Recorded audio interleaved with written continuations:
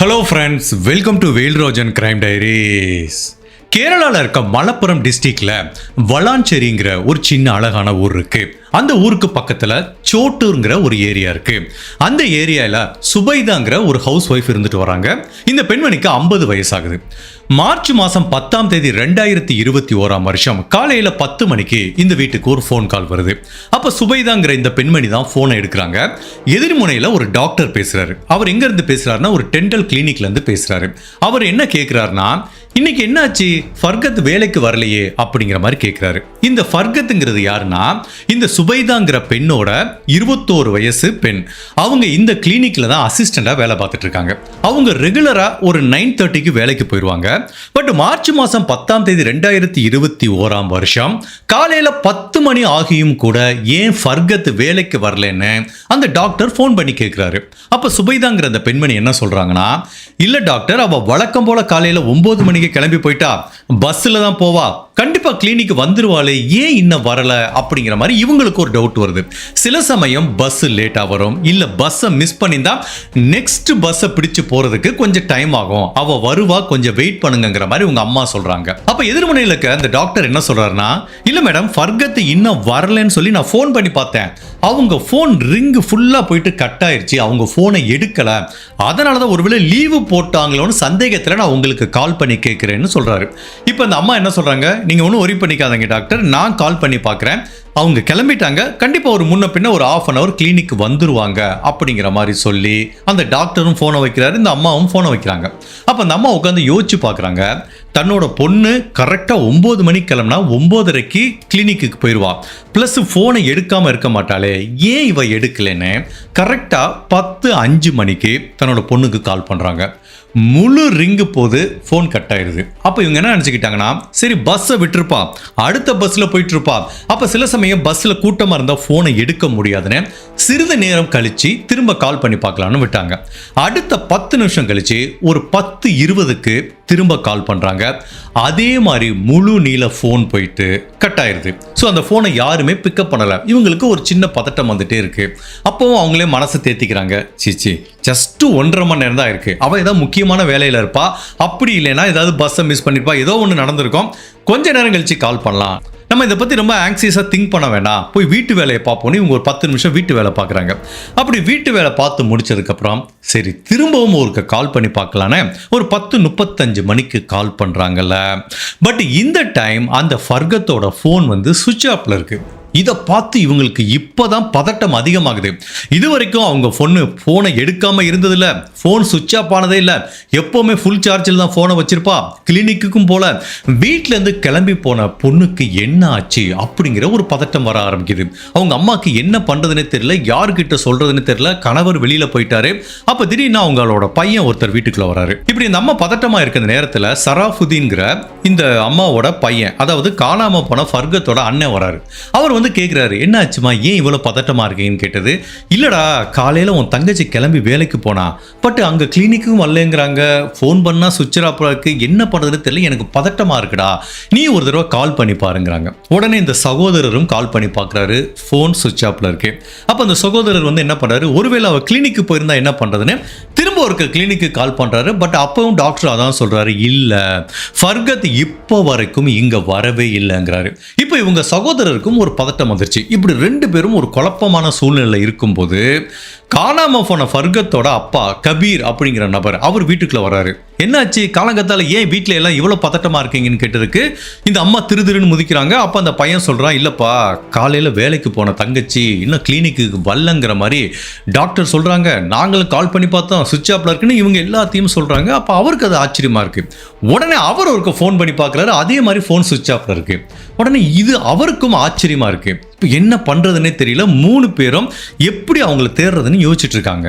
ஜென்ரலா வீட்டில் பொண்ணு காணாம போனாலே ஒரு பதட்டமா இருக்கும். அதுவும் இந்த 21 வயசு பொண்ணுக்கு பின்னாடி நிறைய சோகங்கள் நிகழ்ந்திருக்கு. இந்த பெண்ணுக்கு ஒரு 18-19 வயசு இருக்கும்போது திருமணம் பண்ணி வச்சுறாங்க. பட் தன்னோட கணவர் கூட ஏற்பட்ட கருத்து வேறுபாடு காரணமா அவரை விட்டு பிரிஞ்சு வந்து தன்னோட அம்மா அப்பா வீட்டில் இருந்துட்டு இருக்காங்க. ஜென்ரலா ஒரு பெண் இந்த மாதிரி கணவரை விட்டு பிரிஞ்சு வரும்போது சமூகத்தில் நிறைய அழுத்தம் இருக்கும். சொந்தக்காரங்கிட்ட இருந்து ஈவன் பல பேர் தவறா ரெகுலரா பார்க்கிறதுக்கும் வாய்ப்பு இருக்கு. ஈவன் தனியா இருக்க பெண்கள் தடமாறி நிறைய ஆண்களோட தொடர்பு ஏற்படுத்திக்கிறதுக்கும் ஒரு வாய்ப்பு இருக்குங்கிறதுனால இந்த பெண்ணை வீட்டில் வச்சுட்டு அவங்களுக்கு ஒரு சின்ன பதட்டத்தோட இருந்திருக்காங்க. அப்போ இந்த ஃபர்கத் என்ன பண்ணுவாங்கன்னா, தன்னோட வாழ்க்கையில ஏற்பட்ட இந்த கஷ்ட காலங்களை கடந்து போறப்போ தன்னோட மனசு ரொம்ப இலகுவாகணுங்கிறதுக்காக தன்னோட ஃப்ரெண்ட்ஸ் நிறைய பேரோட கான்டாக்ட்ல இருக்காங்க. அப்போ ஒருவேளை தன்னோட ஃப்ரெண்ட் வீட்டுக்காரர்கள் போயிருப்பாளோ அப்படிங்கிற மாதிரி சந்தேகப்பட்டு இந்த ஃபர்கத் யாரு கூட எல்லாம் கான்டாக்ட்ல இருக்காங்களோ அவங்க ஃப்ரெண்ட்ஸ் எல்லார் வீட்டுக்கும் ஒவ்வொன்னா ஃபோன் பண்ணி பார்க்குறாங்க. பட் எல்லாரும் சொல்ற ஒரே பதில், இல்லையே ஃபர்கத் இங்க வரவே இல்லையே அப்படிங்கிற மாதிரி தான் சொல்றாங்க. சரி, இப்போ ஃப்ரெண்ட்ஸை விட்டுருப்போம், அவ சொந்தக்காரங்க யார் வீட்டுக்காக போயிருப்பாங்கல்ல, அவங்களோட கசின் இருப்பாங்க, நிறைய ஃப்ரெண்ட்ஸ் இருப்பாங்கன்னு இப்போ சொந்தக்காரங்க வீட்டுக்கு ஒவ்வொரு வீட்டுக்கும் அடிச்சு பார்க்குறாங்க, அங்கேயும் வரல. ஏன் முன்னாள் கணவர் வீட்டுக்கும் ஃபோன் பண்ணி பார்க்குறாங்க, அங்கேயும் வரலங்கிறாங்க. ஃப்ரெண்ட்ஸ் வீட்டுக்கும் போல, சொந்தக்காரங்க வீட்டுக்கும் போல, முன்னாள் கணவர் வீட்டுக்கும் போல, ஒட்டு மொத்தத்தில் இந்த பொண்ணு எங்க போனாங்க அப்படிங்கிறத பத்தி ஒரு ஐடியா கூட இல்லாம இவங்க எல்லாருமே விழி பிதுங்கி அப்படியே பதட்டத்தோட இருக்காங்க. ஸோ இப்போ இந்த குடும்ப உறவுகள் என்ன பண்றதுன்னு தெரியாம விழி பிதுங்கி நிற்கும் போது அப்ப இந்த பக்கத்து வீட்டுக்காரங்களா ஒவ்வொருத்தரா வர்றாங்க. என்னாச்சு, ஏன் எல்லாம் சோகமா இருக்கீங்க, என்ன பிரச்சனை அப்படிங்கிற மாதிரி ஒரு அக்கறையோட தான் கேட்குறாங்க. இல்ல காலையில வேலைக்கு கிளம்பி போன ஃபர்கத் காணாம போயிட்டான்னு சொல்லும்போது அந்த ஏரியா மக்கள் அப்படியே அந்த இடத்துல ஒரு சின்ன ஊர்னால அப்படி கூட்டம் கூட ஆரம்பிக்குது. 5 பேர் 10 பேர் ஆகிறாங்க, 10 பேர் 15 பேர், மொத்தம் ஒரு 25-30 பேர் ஆயிடுறாங்க. இப்போ அவங்களும் சேர்ந்து ஃபர்கத்தை தேட ஆரம்பிக்கிறாங்க. ஸோ ரெகுலரா ஃபர்கத்தோட ஆக்டிவிட்டி எப்படி இருக்குன்னா, 9 மணிக்கு கிளம்பி போவாங்க. உடனே பக்கத்துல ஒரு 300-400 மீட்டர் நடந்து போன தூரத்துல பஸ் ஸ்டாப் இருக்கு. அங்கிருந்து பஸ் ஏறுவாங்க, அந்த கிளினிக் இருக்கிற ஊருக்கு போவாங்க. அப்போ என்ன பண்ணுறாங்கன்னா, சரி ஒன்று பண்ணுவோம், அவள் பஸ்ஸில் ஏறி போனாலா இல்லையாங்கிறத தெரிஞ்சுக்கலாம் அப்படின்ட்டு இந்த ஊர் மக்கள் ஒரு 20-30 பேர் சேர்ந்துட்டு அப்போ அந்த பஸ் ஸ்டாப்புக்கு போகிறாங்க. ஆல்ரெடி இப்போவே 11:30 மணி ஆச்சு. ஜென்ரலாக நம்ம அந்த ஊரில் லோக்கல் பஸ்லாம் பார்த்துருப்பீங்களே, ஒரு ஊருக்கும் இன்னொரு ஊருக்கும் ட்ராவல் பண்ணோம். இங்கேருந்து இங்கே போகும், ஒரு சின்ன பிரேக் இருக்கும், அப்புறம் அங்கேருந்து இங்கே வரும், இப்படி மாற்றி மாற்றி ஷட்டில் அடிச்சுட்டு இருப்பாங்க. ஸோ அந்த மாதிரி தான் இவங்க இருக்கிற ஊர்லேருந்து அந்த டென்டல் கிளினிக் இருக்கிற இடத்துக்கு வந்து இந்த பஸ் போயிட்டு ரிட்டனே வருது. ஸோ இந்த பொதுமக்கள் ஆர்வமாக பஸ் ஸ்டாப்பில் வெயிட் பண்ணிட்டு இருக்காங்க. கரெக்டாக அந்த பஸ் வருது. அப்போ அந்த பஸ்ஸில் கண்டக்டர் இருக்காரு. அவர்கிட்ட கேட்டால் தெரியும்ல, டெய்லி ஒரு பொண்ணு வருது, இன்னைக்கு வந்துச்சா இல்லையான்னு கேட்டால் ஒரு ஐடியா இருக்குன்னு அந்த கண்டக்டர்கிட்ட கேட்குறாங்க. அப்போ அவர் சொல்றாரு, இல்லையே இன்னைக்கு ஃபர்கத் வரவே இல்லைங்கிறாரு. என்னால் உறுதியாக சொல்ல முடியும், ஏன்னா அவங்க டெய்லி வந்துட்டு போவாங்க, இன்னைக்கு வரலங்கிறது எனக்கே ரொம்ப வித்தியாசமாக பட்டுச்சு. ஸோ நான் 200% உறுதியாக சொல்கிறேன், இன்னைக்கு அந்த பொண்ணு காலையில் பஸ்ஸில் ஏறவே இல்லைங்கிற மாதிரி தான் அந்த கண்டக்டர் சொல்றாரு. நம்ம ஃபீவரில் இந்த தெர்மோமீட்டருக்கு வந்து டெம்பரேச்சர் வச்சு பார்ப்போம்ல, அப்படி கொஞ்சம் கொஞ்சமாக ஏறிட்டே போகும் பார்த்தீங்களா, அதே மாதிரி தான் நிலைமை காணாமல் போன ஃபர்கத்தோட குடும்பத்துக்கு இருக்கு. ஒவ்வொரு ஸ்டேஜ்லையும் அவங்களோட பதட்டமும் ஆங்ஸைட்டியும் அதிகமாயிட்டே போகுது. ஃபர்ஸ்ட் இவங்க ஃபோன் எடுக்காதப்போ ஒரு பதட்டம் இருக்கு, ரெண்டாவது ஃபோன் எடுக்காதப்பையும் ஒரு பதட்டம் இருக்கு, ஃபோன் சுவிட்ச் ஆனப்ப அந்த பதட்டம் அதிகமாகுது. அவங்க பஸ்ஸில் போகவே இல்லை அப்படிங்கும்போது அவங்க அம்மா அப்பா எல்லாருமே நிலை குலைஞ்சு போய் உட்காந்துட்டாங்க. தன்னோட பொண்ணுக்கு ஏதோ பேராபத்து நிகழ்ந்திருக்குன்னு. அப்போ காணாம போன ஃபர்கத்தோட அண்ணனுக்கு மட்டும் ஒரு ஐடியா வருது. தன்னோட வீட்டுல இருந்து பஸ் ஸ்டாப்புக்கு போறவல்ல இடைப்பட்ட தூரத்துல சில வீட்டில் சிசிடிவி கேமரா இருக்கு, நம்ம ஏன் ஒவ்வொரு சிசிடிவி கேமராவை செக் பண்ணி பார்க்க கூடாதுன்னு போறாங்க. ஸோ ஃபர்ஸ்ட் இவங்க வீட்டுல இருந்து பஸ் ஸ்டாண்டுக்கு போற வழியை எடுத்துக்கிறாங்க. இவங்க வீட்டுல இருந்து ஜஸ்ட் ஒரு 50 மீட்டர் டிஸ்டன்ஸ்ல ஒரு வீடு இருக்கு. அந்த வீட்டில் ஒரு கேமரா அப்படி ஸ்ட்ரீட்டை நோக்கி பாயிண்ட் பண்ணிட்டு இருக்கு. இப்போ அந்த வீட்டில் இருக்கவங்ககிட்ட போயிட்டு சிச்சுவேஷனை சொல்லி, இந்த மாதிரி என்னோட தங்க மிஸ் ஆயிட்டா, உங்க சிசிடிவி ஃபுட்டேஜை நாங்கள் பார்த்துக்கலாமான்னு கேட்குறாங்க. அவங்களும் தாராளமாக பார்த்துக்கோங்கிறாங்க. ஸோ ஃபர்ஸ்ட் பார்க்கும்போது கரெக்டாக 9:05 மணிக்கு அந்த வீடை கிராஸ் பண்ணி போயிருக்காங்க. So that's perfectly fine. 9 மணிக்கு கிளம்பியிருக்காங்க.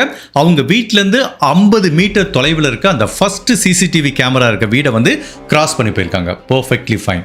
இப்போ அதுக்கப்புறம் எங்க சிசிடிவி கேமரா இருக்குன்னு பார்க்கும்போது இவங்க வீட்டிலேருந்து இன்னொரு 200 மீட்டர் தொலைவில் இன்னொரு சிசிடிவி கேமரா இருக்கு. அதாவது இவங்க ஃபர்ஸ்ட் ஒரு சிசிடிவி கேமரா செக் பண்ணாங்களா, அந்த வீட்டிலேருந்து ரெண்டாவது சிசிடிவி கேமரா இருக்க வீட்டுக்கு இடைப்பட்ட தொலைவு வந்து 150 மீட்டர். இப்போ அந்த ரெண்டாவது சிசிடிவி கேமராவை செக் பண்ணி பார்க்குறாங்க.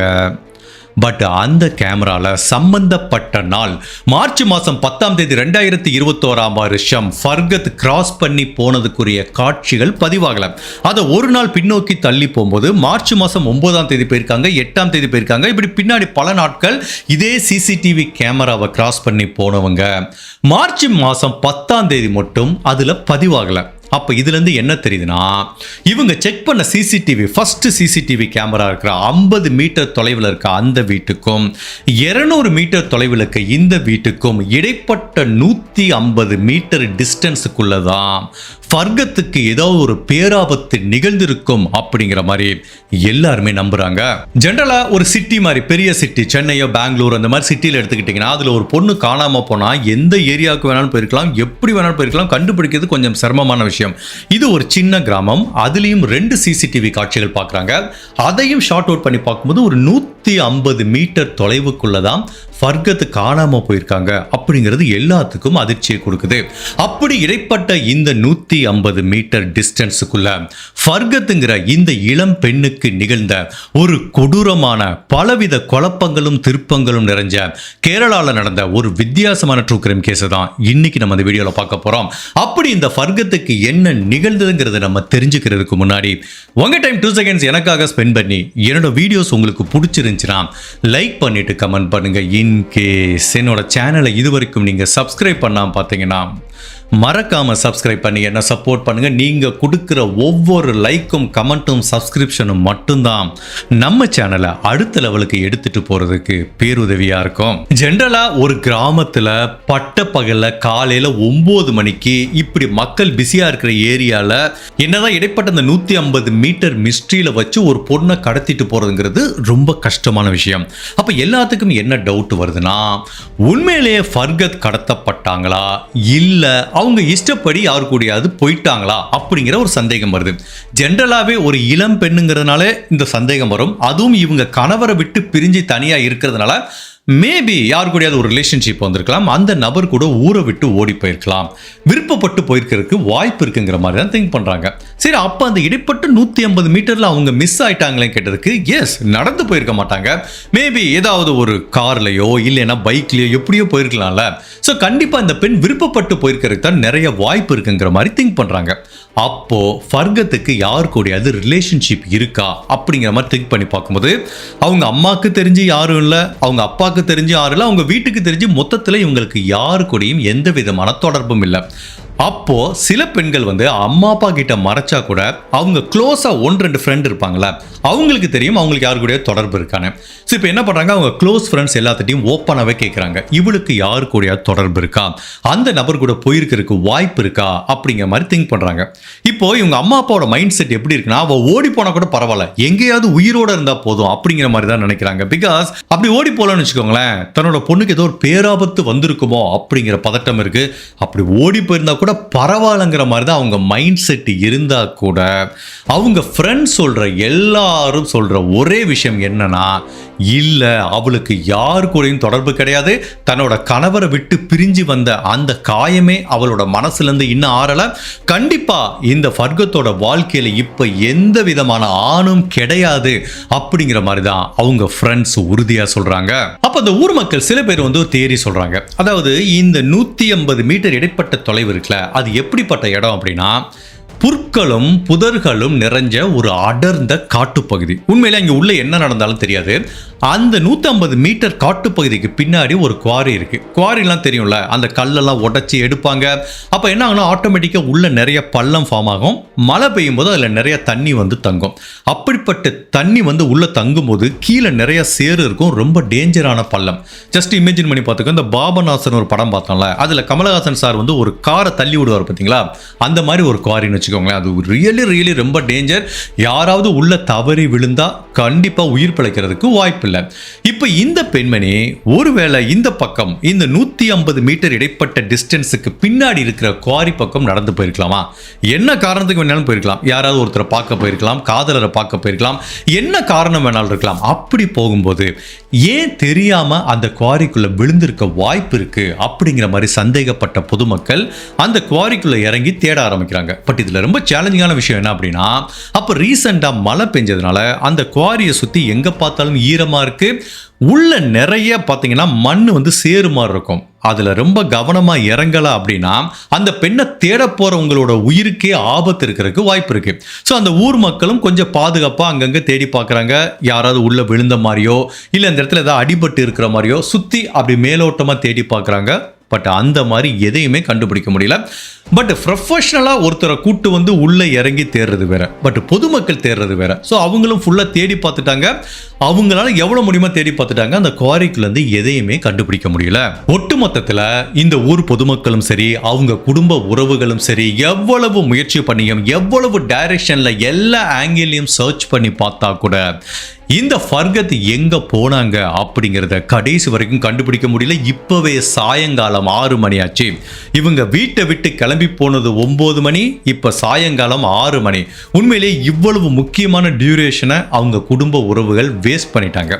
பட் ஃபைனலா என்ன ஒரு முடிவுக்கு வர்றாங்கன்னா, இதுக்கு மேல நம்ம வெயிட் பண்ண முடியாது, போலீஸ் ஸ்டேஷன்ல போய் கம்ப்ளைண்ட் பண்ணலான்னு பக்கத்துல இருக்க ஒரு போலீஸ் ஸ்டேஷன்ல சாயங்காலம் 6:30 மணிக்கு ஒரு கம்ப்ளைண்ட் பதிவு பண்றாங்க. தன்னோட பொண்ணு மிஸ் ஆயிட்டானே. பட் காலையில இருந்து சாயங்காலம் வரைக்கும் இவங்க என்னெல்லாம் பண்ணாங்க, 2 சிசிடிவி கேமரா செக் பண்ணாங்க, குவாரியில போய் செக் பண்ணாங்க, எல்லா டீட்டெயிலையும் சொல்றாங்க. அந்த போலீஸ் அதிகாரியும் பொறுமையா எல்லாத்தையும் டீட்டெயிலா எழுதிக்கிறாரு. இப்ப போலீஸ் ஆபீசர் அவங்களோட முதல் கட்ட விசாரணை எங்க இருந்து ஆரம்பிக்கிறாங்கன்னா, இவங்க ஃபர்ஸ்ட் 50 மீட்டர்ல ஒரு சிசிடிவி செக் பண்ணாங்களே, என்னதான் இவங்க செக் பண்ணியிருந்தா கூட போலீஸ் அவங்க சாட்டிஸ்ஃபேக்ஷனுக்கு ஒரு தடவை செக் பண்றாங்க. கரெக்ட், அந்த பொண்ணு இந்த 50 மீட்டரை கிராஸ் பண்ணி போயிருக்கு. ஸோ அந்த 200 மீட்டர்ல ஒரு வீடு இருக்கு பாத்தீங்களா, அந்த சிசிடிவி கேமரால பதிவாகல. பட் அப்படி இருந்தா கூட இந்த ஊர் பொதுமக்கள் பஸ் ஸ்டாண்டுக்கு பக்கத்துல ஒரு சிசிடிவி கேமரா இருக்கு, அதை வந்து செக் பண்ணல. பட் இந்த பொண்ணு உண்மையிலேயே பஸ் ஸ்டாண்டை ரீச் பண்ணல, பஸ்ல ஏறல அப்படிங்கறத உறுதிப்படுத்துறதுக்காக அந்த பஸ் ஸ்டாண்டை நோக்கி பாயிண்ட் பண்ற மாதிரி எதிர்த்தாப்புல இருக்க கடையில ஒரு சிசிடிவி கேமரா இருக்கு. அதை மார்ச் மாசம் 10ஆம் தேதி செக் பண்ணி பார்க்கும்போது காலையில இருந்து பாக்குறாங்க அந்த பொண்ணு பஸ் ஸ்டாண்டை ரீச் ஆகல. ஒரு 11:30 மணிக்கு ஒரு 30-40 பேர் கூட்டமா அந்த பஸ் ஸ்டாண்டுக்கு போறாங்க. அங்க இருக்கிற கண்டக்டர் கிட்ட பேசுறாங்க. அதாவது இந்த ஃபர்கத்தை வந்து தேடிட்டு இருந்த இந்த கும்பல் தான் வந்து அந்த பஸ் ஸ்டாண்ட்ல இருந்து கண்டக்டர் கிட்ட கேட்டிருக்காங்க, அந்த பொண்ணு காலையில பஸ்ல ஏறிச்சா இல்லையான்னு. ஸோ இப்போ போலீஸும் அவங்க சாட்டிஸ்ஃபேக்ஷனுக்கு செக் பண்ணி பார்த்துட்டாங்க, கண்டிப்பா அந்த பொண்ணு பஸ்ல ஏறல, இடைப்பட்ட அந்த 150 மீட்டர்ல தான் காணாம போயிருக்கு அப்படிங்கிறத காவல்துறை அதிகாரிகளும் மீண்டும் உறுதிப்படுத்துறாங்க. இப்போ அடுத்தபடியா அந்த பெண்ணோட போன் வந்து எப்ப சுவிட்ச் ஆஃப் செய்யப்பட்டது அப்படிங்கிறது வந்து ஒரு கிரிட்டிக்கலான விஷயமா பார்க்கப்படுது. அதாவது காலையில 9 மணிக்கு வீட்டுல இருந்து போன பொண்ணு 10 மணிக்கு வந்து கால் பண்றாரு, டாக்டர் கால் பண்றாரு, அப்பவும் ரிங்கு போது, இவங்க அம்மாவும் கால் பண்ணிருக்காங்க. கரெக்டா 10:30 மணிக்கு தான் போன் சுவிட்ச் ஆஃப் ஆகுது. இப்போ போலீஸ் ஆபீசர் என்ன கண்டுபிடிக்க முயற்சி பண்றாங்கன்னா, அவங்களோட செல்போன் டேட்டா ரெக்கார்ட் லொகேஷனை பார்க்கும்போது இந்த பொண்ணு காலையில 9 மணிக்கு கிளம்பி போனதுல இருந்து 10:30 மணிக்கு சுவிட்ச் ஆஃப் செய்யப்படுற வரைக்கும் அந்த லொகேஷன் எங்க இருந்துச்சு அப்படின்னு காட்டும்போது அவங்க வீட்டுக்கு பக்கத்துல தான் ஒரு டவர் லொகேஷன் காட்டுது. அதாவது மேபி அந்த வீட்டுக்குள்ள இருந்து இவங்க வீட்டுல இருந்து ஒரு 1/2 கிலோமீட்டர் டிஸ்டன்ஸுக்குள்ள தான் அவங்க இருந்திருக்காங்க.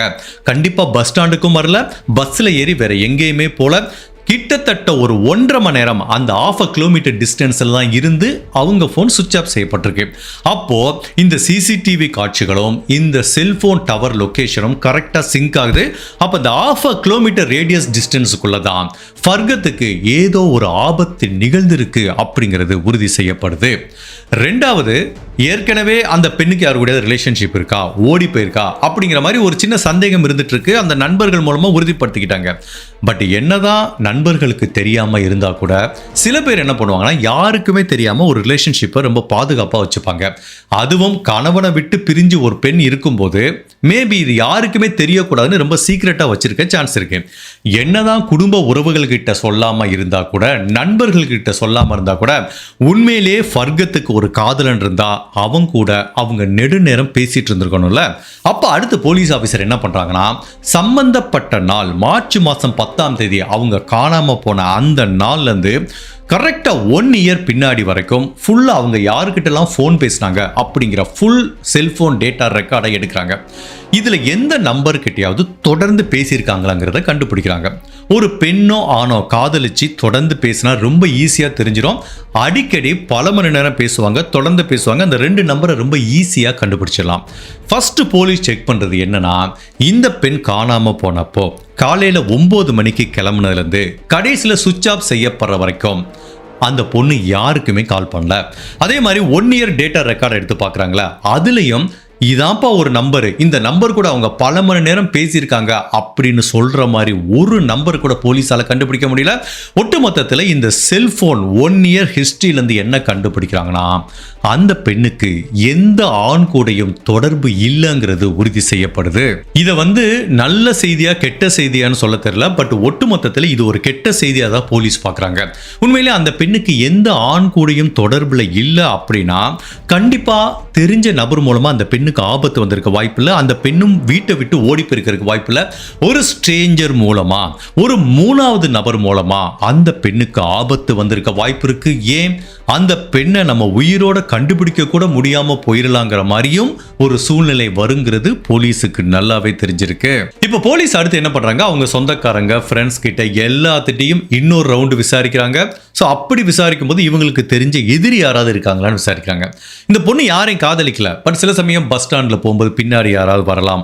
இந்த பெண் கணவரை விட்டு பிரிஞ்சு இருக்கிறத தெரிஞ்சு நிறைய பேர் இந்த பெண்ணை அப்ரோச் பண்ணிருக்கலாம். இந்த பெண்ணுக்கு அதில் விருப்பம் இல்லாமல் இருந்திருக்கலாம். அந்த நபர்கள் இவங்களை ஸ்டாக் பண்ணிருக்கலாம். அந்த மாதிரி யாராவது இருக்காங்களான்னு விசாரிச்சு பார்க்குறாங்க. அந்த மாதிரியும் யாரும் இல்லைன்னு தெரிய வருது. சரி, ஒன்று பண்ணுவோம். இப்போ திரும்ப இந்த 150 மீட்டர் இடைப்பட்ட டிஸ்டன்ஸ்குள்ள வருவோம். இது ஒரு அடர்ந்த காட்டு பகுதி மாதிரி இருக்கு. இதுக்குள்ள என்ன நடந்தாலும் ஒன்றும் தெரியாது. இந்த இடத்துல ஒரு மோப்ப நாயை வச்சு செக் பண்ணி பார்க்கலான்னு ஒரு மோப்ப நாயை வச்சு செக் பண்ணி பார்க்குறாங்க. அதுவும் இந்த புதருக்குள்ள சுற்றி சுற்றி வருது. அந்த மோப்ப நாயாலையும் சரியா எதையுமே கண்டுபிடிக்க முடியல. இப்படி போலீஸே என்ன பண்றதுன்னு தெரியாம விழி பிதுங்கி நிற்கிற இந்த நேரத்தில் திடீர்னு அவங்க ஊரை சேர்ந்த ஒரு நபர் பெங்களூர்ல இருந்து கால் பண்றாரு. சார், ஃபர்கத்தை இங்க நான் பார்த்தேன் சார், அந்த பொண்ணு இன்னொருத்தங்க கூட போயிட்டு இருந்தா சார் அப்படிங்கிற மாதிரி ஒரு நபர் சொல்றாரு. இப்போ அவங்க வீட்டில் இருக்கவங்களுக்கு ஒரு நிம்மதி பெருமூச்சு வருது. ஆகா, பொண்ணு உயிரோட இருக்காடா, எந்த பேராபத்து வரலன்னு. உடனே இங்கேருந்து ஒரு போலீஸ் டீம் பெங்களூர் போறாங்க. அந்த பொண்ணை பிடிச்சு விசாரிச்சு பார்த்தா அது உண்மையிலே ஃபர்கத் கிடையாது. அது வேற யாரையோ பார்த்து ஃபர்கத்னு தப்பா சொல்லியிருக்காங்க. இதுவும் ஒரு ஃபால்ஸ் நியூஸ், டெட் எண்ட்ல முடியுது. இதே மாதிரி பார்த்தீங்கன்னா அடுத்து திருச்சூர்ல இருந்து ஒரு ஃபோன் வருது. ஃபர்கத்தை இங்க பார்த்தோன்னு சொல்றாங்க. அங்கேயும் போய் விசாரிக்கிறாங்க. அதுவும் ஃபர்கத் இல்லைன்னு தெரிய வருது. ஜென்ரல் அந்த மாதிரி மிஸ்ஸிங் பர்சன்ல போகும்போது போலீஸுக்கு இருக்கிற சேலஞ்சிங்கான விஷயம் என்ன அப்படின்னா, இந்த மாதிரி ஃபால்ஸ் நியூஸ் நிறைய வரும். அது எதையுமே போலீஸால இக்னோரும் பண்ண முடியாது. அதே டயத்தில் போய் அவங்க எஃபர்ட் எல்லாம் போட்டு விசாரிச்சா அது உண்மையிலேயே ஒரு ஃபால்ஸ் நியூஸா இருக்கும். இந்த மாதிரி பல சேலஞ்சஸ் போலீஸுக்கு வரும். ஈவன் ஃபர்கத்தோட கேஸ்லயும் அந்த மாதிரி தான் பல தவறான தகவல்கள் போலீஸுக்கு வருது. இப்படியே சில நாட்கள் உருண்டோடி போது போலீஸாலையும் இந்த பெண்ணுக்கு என்ன நிகழ்ந்ததுங்கிறத கண்டுபிடிக்க முடியாம இந்த வழக்கோட விசாரணை அப்படி தேங்கி நிக்குது. இது அப்படியே விட்டுட்டா கோல்டு கேஸ் ஆயிரும். அப்ப அவங்க குடும்ப உறவுகளும் சரி, சொந்தக்காரங்க எல்லாருமே, அந்த ஊர் மக்களும் சேர்ந்து தெருவில் இறங்கி போராட்டம் பண்றாங்க. போலீஸ் சரியா வேலை பார்க்கலங்கிற மாதிரி போராட்டம் பண்ணும்போது இதுக்கு பயங்கரமான ஒரு மீடியா அட்டென்ஷன் கிடைக்குது. அப்போ ஆக்சுவலா எதிர்கட்சிகள் வருவாங்க. பட்டப்பகல்ல ஒரு கிராமத்துல ஒரு பொண்ணு வீட்டுல இருந்து அப்படி நடந்து போன பொண்ணுக்கு மிஸ் ஆயிருச்சுன்னா உண்மையிலே இது என்னப்பா அரசாங்கம் அப்படிங்கிற மாதிரி எதிர்கட்சிகள்லாம் குற்றம் சுமத்தும் போது இப்ப காவல்துறைக்கு ஒரு மிகப்பெரிய அழுத்தம் வருது. இந்த பெண்ணுக்கு உண்மையிலேயே என்னதான் நிகழ்ந்ததுங்கிறத கண்டுபிடிக்கிறதுக்கு. அப்போ அந்த போலீஸ் டீம்ல இருக்க ஒருத்தர் ஒரு ஐடியா சொல்றாரு. சார், என்ன பொறுத்த வரைக்கும் இந்த 150 மீட்டர் டிஸ்டன்ஸ் எல்லாம் சார் அந்த பொண்ணுக்கு ஏதோ நடந்திருக்கு. நம்ம இறங்கி எல்லாம் தேடி பார்த்தோம், இல்லைன்னு சொல்லல. பட் இது ஒரு அடர்ந்த காட்டு பகுதி. இதுக்கு பின்னாடி நிறைய மரங்கள் இருக்கு. நம்ம ஒன்று பண்ணுவோம் சார், ட்ரோனை யூஸ் பண்ணுவோம். ட்ரோனை யூஸ் பண்ணி மேலே விடுவோம். சப்போஸ் அந்த பொண்ணுக்கு இந்த இடத்துக்குள்ள ஏதாவது நிகழ்ந்து அந்த பொண்ணை யாராவது கொலை பண்ணி புதைச்சிருந்தாங்கன்னா அந்த சாயில் டிஸ்டர்பன்ஸ் இருக்கும்ல, அதை வச்சு கண்டுபிடிக்கலாம். இல்லைன்னு வச்சுக்கோங்களேன், ஒரு அடர்ந்த காட்டு பகுதினா இந்த இடத்துக்குள்ள ஏதோ ஒரு கிரைம் நடந்திருக்குன்னா அங்கே இருக்க செடி கொடிகள்லாம் அப்படி கலைஞ்சு கிடக்கும். சில செடி கொடிகளை மிதிச்சிருப்பாங்க, உடஞ்சிருக்கும். அதை வச்சு ஏதோ ஒரு ஐடியா கிடைக்குன்னு சொல்லும்போது சரி அதையும் பண்ணி பார்த்துருவோன்னு இப்போ ஒரு ட்ரோனை விடுறாங்க. அப்படியே அந்த காட்டு பகுதி ஃபுல்லாக அந்த ட்ரோன் போயிட்டே இருக்கு. அங்கேயும் அவங்களால எதையுமே கண்டுபிடிக்க முடியல. அப்படி அந்த ட்ரோன் கிராஸ் பண்ணி போகும்போது ஏற்கனவே ஒரு கல்குவாரி இருக்கு பார்த்தீங்களா, அங்கே தான் போய் இந்த மக்கள்லாம் தேடி பார்த்தாங்க. இப்போ அந்த கல்குவாரியை பார்க்கும்போது உள்ள இருக்க போலீஸ் அதிகாரி சொல்றாரு, சார் ஏற்கனவே மக்கள் இங்கே தேடி பார்த்தாங்க, பட் அவங்க இறங்கிலாம் ரொம்ப தேடலை. நம்ம ஒன்று பண்ணுவோம், டைவர்ஸ்லாம் வர சொல்லி இந்த கல்குவாரிக்குள்ளே இறங்கி தேட பார்ப்போம் சார். ஒன்று அந்த பொண்ணு தவறி விழுந்திருக்கலாம், இல்லை எவனோ கொலை பண்ணி உள்ள தூக்கி போட்டு போயிருந்தா என்ன பண்ணுறது, தேடி பார்ப்போங்கிறாங்க. சரி பார்த்துடலாம் அப்படிங்கிற மாதிரி இவங்க ஒரு ப்ரொஃபஷனலான டைவர்ஸை வர சொல்கிறாங்க. இவங்களாம் பாதுகாப்பாக உள்ளே இறங்கி தேடுறவங்க. அதுக்குரிய ட்ரைனிங்லாம் அவங்களுக்கு கொடுத்துருக்காங்க. இப்போது அந்த கல்குவாரியை சுற்றி போலீஸ் அதிகாரிகளும் மக்களும் அப்படியே பதட்டமாக நின்றுட்டு இருக்காங்க. அந்த டைவர்ஸும் இறங்குறாங்க, உள்ளே தேடுறாங்க. ஒரு நாள் ஃபுல்லாக தேடி பார்க்குறாங்க. அப்பவும் எதையுமே கண்டுபிடிக்க முடியல. இப்படி போலீஸ் அதிகாரிகள் அந்த கல்குவாரி ஃபுல்லா செக் பண்ணி பார்த்தும் எதுவும் கிடைக்கல. என்ன பண்றதுன்னு தெரியாம அப்படியே அந்த ஏரியால இருந்து வரும்போது இப்ப கல்குவாரியை விட்டு வெளியில வர்றாங்க. பக்கத்து காம்பவுண்டுக்கு வராங்க. அது ஒரு பிரைவேட் லேண்ட் ஆக்சுவலி. அப்படி போலீஸ் ஆபீசர் நடந்து வந்துட்டு இருக்கும்போது ஒரு இடத்துல சாயில் டிஸ்டர்பன்ஸை பாக்குறாங்க. அது எப்படி இருக்குன்னா, ஒரு இண்டிவிஜுவல், ஒரு பிரைவேட் ப்ராப்பர்ட்டி, அங்கே வந்து பார்த்தீங்கன்னா வெறும் நிலம்தான் இருக்குது. ஒரு ட்ரைனேஜ், ஒரு பெரிய சாக்கடை இருக்குது. அந்த சாக்கடைக்கு பக்கத்தில் ரீசெண்டாக எதையோ தோண்டி புதைச்ச மாதிரி தடயங்கள் கிடைக்குது. இப்போ உடனே போலீஸ் ஆஃபீஸர் வர்றாங்க. அப்படியே பக்கத்தில் பார்க்குறாங்க. அப்போ ஒரு ஜேசிபி கூட்டு வந்திருக்காங்க. அந்த டிரைவரை கூப்பிட்றாங்க. இந்த இடத்துல தோண்டு அப்படிங்கிறாங்க. அப்படி போலீஸ் ஆஃபீஸர் சொல்லி அவர் தோண்ட முயற்சி பண்ணும்போது அந்த லேண்ட் ஓனர் வர்றாரு. அவர் பதட்டமாக வர்றாரு. ஏன்னா இப்போ நம்ம லேண்டை சம்மந்தமே இல்லாமல் யாராவது தோண்டுனா இந்த லேண்ட் ஓனருக்கு ஒரு பதட்டம் இருக்குல்ல. அவர் வந்து கேட்குறாரு, சார் எதுக்கு சார் என்னோட லேண்டை தோன்றீங்க அப்படின்னு. இல்லைங்க, ஒரு பொண்ணை காணும் தேடிட்டு இருக்கோம். இந்த இடத்துல ஒரு சாயில் டிஸ்டர்பன்ஸ் இருந்த மாதிரி இருக்கு. ஜஸ்ட் ஒரு டபுள் செக் பண்ணிக்கிறதுக்காக தோன்றோம் அப்படிங்கிற மாதிரி போலீஸ் சொல்றாங்க. இல்லை சார், அது என்ன ஆச்சுன்னா, அந்த ட்ரைனேஜுக்குள்ள ரீசெண்டாக ஒரு அனிமல் செத்து கிடந்துச்சு. பயங்கர ஸ்மெல் வந்துச்சுன்னு நான் தான் சார் மண்ணை போட்டு முன்னே, அதுக்குள்ள வேற ஒன்றும் இல்லை சார் அப்படிங்கிற மாதிரி அவர் சொல்லியிருக்காரு. பட் இதில் என்ன வித்தியாசமான விஷயம் என்ன அப்படின்னா, அந்த லேண்ட் ஓனர் வந்து இதை கேஷுவலாக சொல்லியிருந்தா பரவாயில்ல, அவரோட முகத்தில் ஒரு பயங்கரமான பதட்டம் தெரியுது. கை காலில் நடுங்க ஆரம்பிக்குது. அப்போவே போலீஸுக்கு தெரிஞ்சு போச்சு, இந்த நபர்கிட்ட ஏதோ ஒரு பதட்டம் இருக்கு, ஏதோ ஒரு தப்பு பண்ணியிருக்கான், இந்த இடத்துல ஏதோ ஒரு விஷயம் இருக்கு அப்படிங்கிற மாதிரி தெரியுது. அப்போ அந்த ஜேசிபி டிரைவரை தனியாக கூட்டு வர்றாங்க. உனக்கு ஏதாவது தெரியுமான்னு கேட்டாங்க. சார் எனக்கு நல்லாவே தெரியும் சார். ஒரு 3 நாளைக்கு முன்னாடி இதே ஓனர் தான் என்னை கூப்பிட்டாரு. அவர் என்ன சொன்னார்னா, இந்த சாக்கடையில் ஏதோ செத்து கிடக்கிற மாதிரி இருக்குது, ஸ்மெல் வருது. ஏற்கனவே அங்கே மண்ணை போட்டு மூடி இருந்தாங்க. இவர் என்ன பண்ணுறாரு, இன்னும் கொஞ்சம் மேலே மண்ணை போட்டு நல்லா மூடுன்னு சொன்னார் சார் அப்படிங்கிற மாதிரி அந்த ஜேசிபி டிரைவர் சொல்கிறாரு.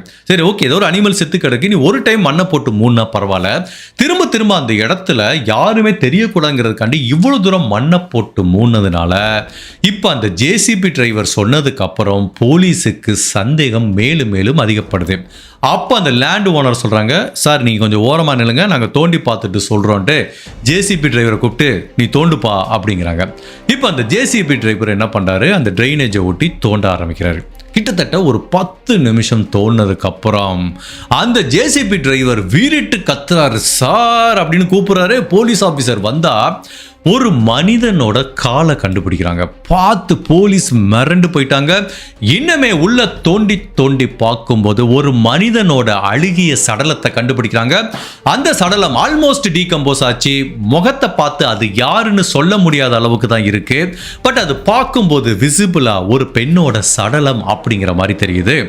பட் என்னதான் சரி, அந்த உடல் அழுகி போயிருந்தா கூட அந்த ட்ரெஸ்ஸை வச்சு அது யாரா இருக்கலாங்கிறத போலீஸால யூகிக்க முடியாது, சந்தேகமே கிடையாது. இந்த ட்ரைனேஜுக்கு பக்கத்துல, அதாவது அந்த கல்குவாரிக்கு பக்கத்துல குழி தோண்டி புதைக்கப்பட்டது வேற யாரும் இல்ல, கடந்த 10 நாளா போலீஸ் தேடிட்டு இருக்க ஃபர்கத்ங்கிற அந்த 21 வயசு பெண்ணோட சடலம் தெரிய வருது. இதை எப்படி உறுதிப்படுத்துறாங்கன்னா, அந்த பெண் காணாம போனப்ப என்ன ட்ரெஸ் போட்டிருந்தாங்களோ அந்த ஃபர்ஸ்ட் சிசிடிவி கேமரால என்ன பதிவாயிருந்ததோ அதையும் போலீஸ் கிராஸ் செக் பண்றாங்க. அவங்க அம்மா அப்பாட்டையும் கேட்டு உறுதிப்படுத்துறாங்க.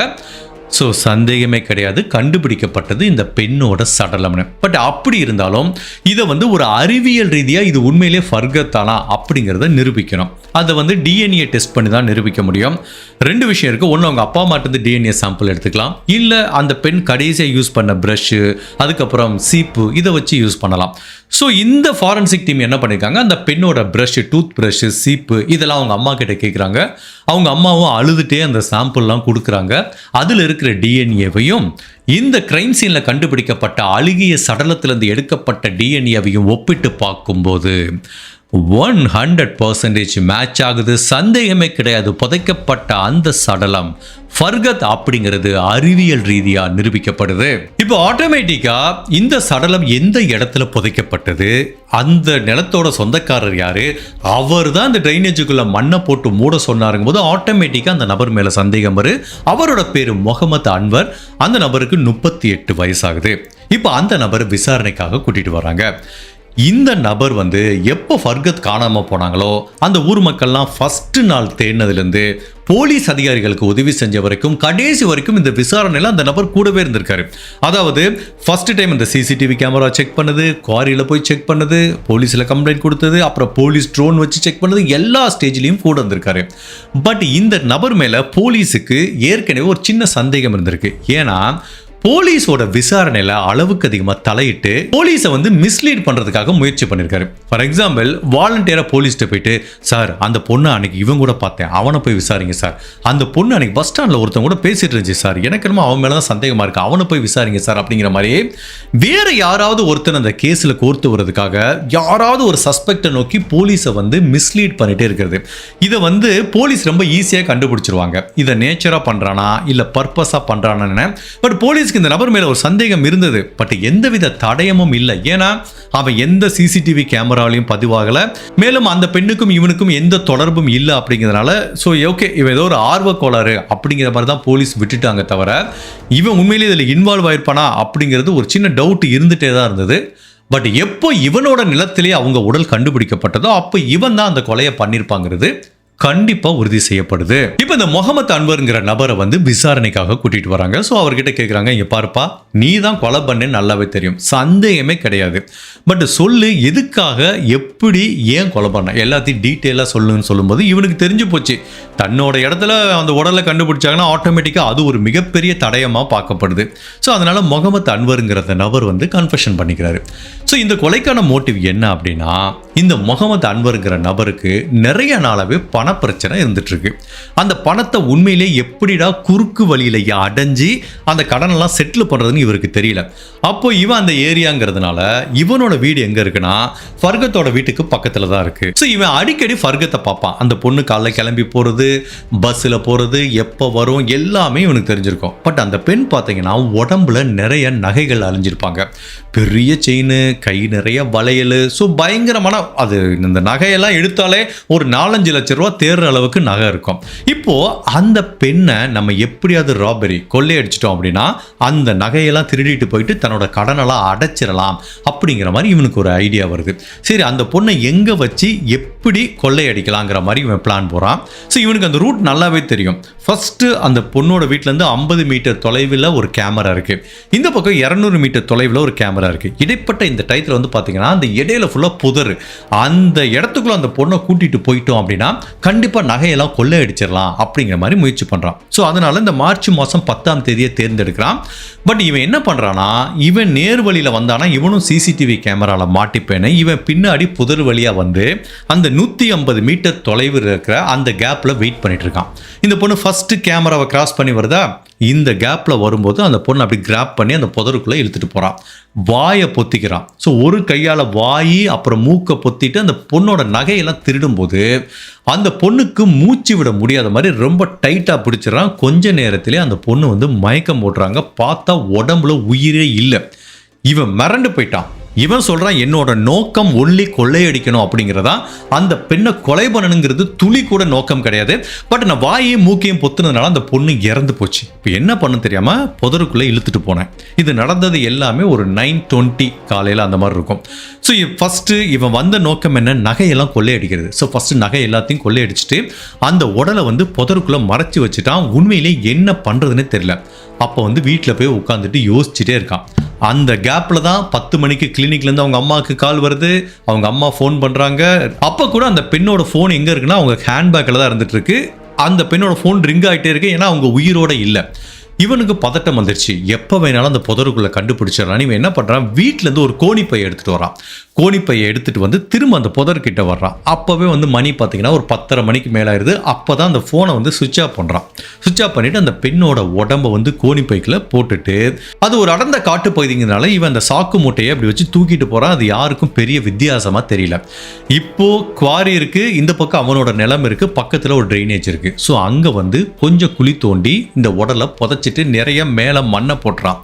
இப்படியே போட்டுட்டு ஒன்றுமே தெரியாத மாதிரி வீட்டுக்கு வர்றான். அதுக்குள்ளேயும் வந்து அந்த பொண்ணை தேட ஆரம்பிக்கிறாங்க. இவனும் சேர்ந்து தேடுறான். அப்புறம் போலீஸில் கம்ப்ளைண்ட் கொடுக்குறாங்க. எல்லாமே பண்ணிட்டு இருக்காங்க. ஈவன் ஒவ்வொரு டைமும் அந்த குவாரியை வந்து தேடும்போது இவனுக்கு ஒரு பதட்டம் இருந்துட்டு இருக்கு. பிகாஸ் பக்கத்தில் இருக்க தன்னோட நிலத்துக்கு வந்துட்டாங்கன்னா கண்டுபிடிக்க வாய்ப்பு இருக்குன்னு. பட் ஃபர்ஸ்ட் டைம் பொதுமக்கள் கண்டுபிடிக்கல, கடைசியில் போலீஸ் தான் கண்டுபிடிச்சாங்க. ஸோ இவனுக்கு அப்பா நிம்மதிடா அப்படின்னு நினச்சிட்டு இருந்தான். பட் திரும்பவும் இவனுக்கு ஒரு பயம் வருது. நம்ம சரியாக புதைச்சோமா, மேலே ஒரு சரியான அளவு மண்ணை போட்டோமா, இல்லை அந்த உடல் அழுகி போகும்போது நாற்றம் வெளியில் வருமா, என்ன பண்ணுன்னு தெரியாமல் அப்போ தான் ஒரு ஜேசிபி டிரைவரை கூட்டிகிட்டு வந்து பக்கத்தில் இருக்க குவாரிலேருந்து மண்ணை எடுத்துட்டு, இந்த இடத்துல ஏதோ ஒரு அனிமல் செத்து கிடக்குப்பா, ரொம்ப நாறுது, நான் ஏற்கனவே மண்ணை போட்டேன், நீ அது மேலே நிறைய மண்ணை போடு அப்படிங்கிற மாதிரி சொல்லி அதே ஜேசிபி டிரைவர் தான் இன்செக்ட் பண்ணி நிறைய மண்ணை போட்டு கம்ப்ளீட்டாக புதைச்சிட்டானுங்க. அந்த ஜேசிபி டிரைவருக்கு தெரியாது கீழே என்ன புதைக்கப்பட்டிருக்கு அப்படின்னு. பட் அந்த ஜேசிபி டிரைவர் தான் கடைசியில் போலீஸ் கிட்ட எல்லாத்தையும் போட்டு கொடுத்தது.